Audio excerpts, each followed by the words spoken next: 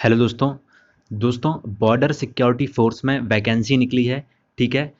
और क्वालिफ़िकेशन जो इसमें मांगा हुआ है 10th पास के लिए भी निकली हुई है। ठीक है।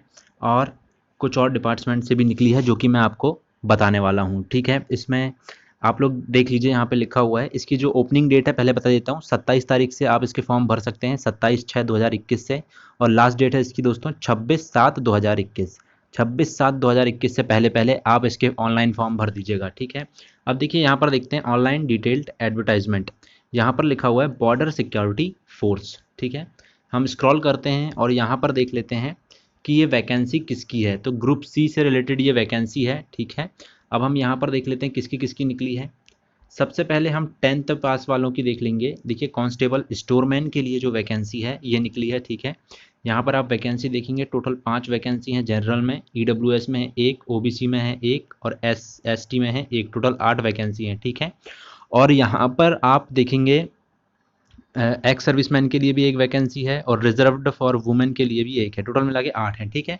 अब आप यहाँ पर देख सकते हैं कि आपकी जो पेमेंट होगी वो होगी 21,700 से 70,100 रुपये तक, 7th पे कमीशन के हिसाब से। ठीक है। ये हो गई, हमने बात कर ली कांस्टेबल स्टोरमैन के लिए, जिसके लिए क्वालिफिकेशन आपका 10th पास है। अब हम बात करते हैं दूसरी फोर्सेस का, जैसे कि असिस्टेंट एयरक्राफ्ट मैकेनिक। ठीक है। असिस्टेंट सब इंस्पेक्टर यहाँ पर लिखा हुआ है, ASI, असिस्टेंट सब इंस्पेक्टर। ठीक है। रोटरी विंग में मैकेनिकल एयर फार्म या एंड इंजीनियरिंग में निकली हुई है। यहाँ पर आप देख सकते हैं टोटल 9 वैकेंसी है। और यहाँ पर आप देखेंगे इलेक्ट्रिक डिपार्टमेंट में 13 वैकेंसी हैं। ठीक है।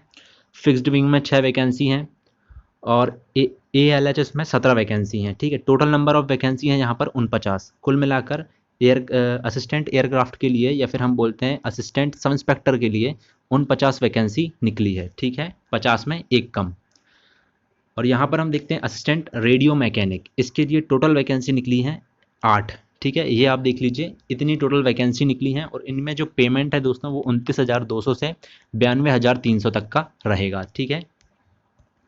स्क्रॉल करते हैं, इसकी कुछ डिटेल्स देख लेते हैं।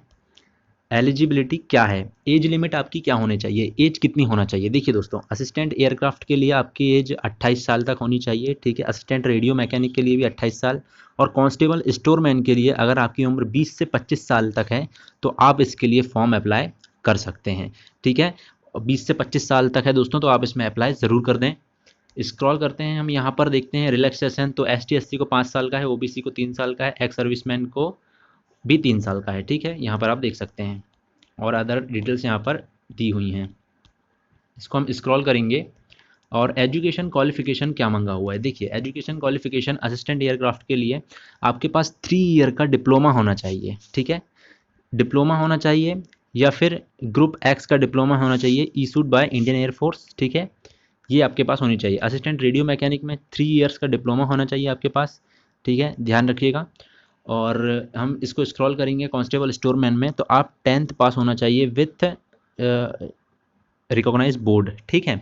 वर्किंग आपको नॉलेज होना चाहिए स्टोरमैन का मतलब स्टोरमैन का काम क्या होता है, जैसे जो एयरफोर्स के सामान होते हैं। ठीक है। कुछ भी होता है जैसे, तो उसको रखना, उसको निकालना, इस टाइप का पता होना चाहिए। ठीक है। Must have 2 year working experience आपका होना चाहिए। अगर आपके पास वर्किंग एक्सपीरियंस है तो आप भी इसमें अप्लाई कर सकते हैं। ठीक है। इसको हम नीचे देखेंगे तो फिजिकल स्टैंडर्ड यहाँ पर लिखा हुआ है।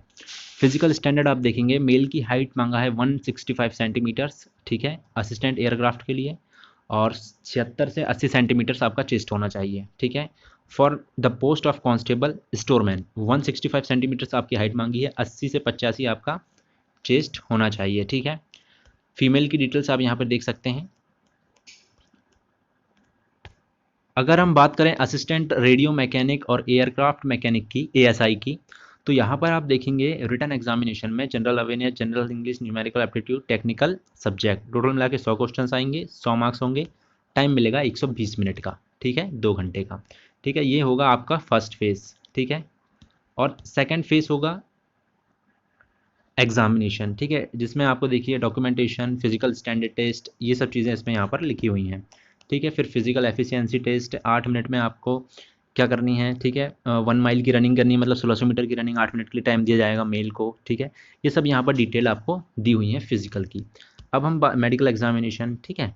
अब हम बात करते हैं कांस्टेबल स्टोरमैन की। कांस्टेबल स्टोरमैन को क्या है, देखिए फिजिकल होगा सबसे पहले, आपका होगा फिजिकल, ठीक है। आपका एग्जाम पहले नहीं होगा, आपका होगा पहले फिजिकल स्टैंडर्ड टेस्ट।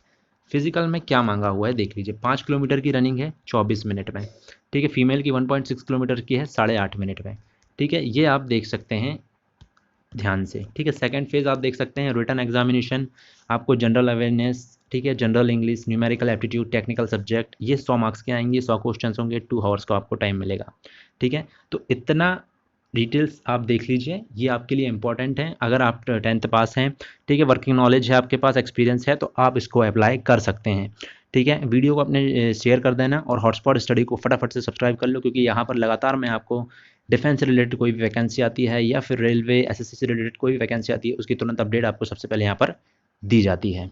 धन्यवाद।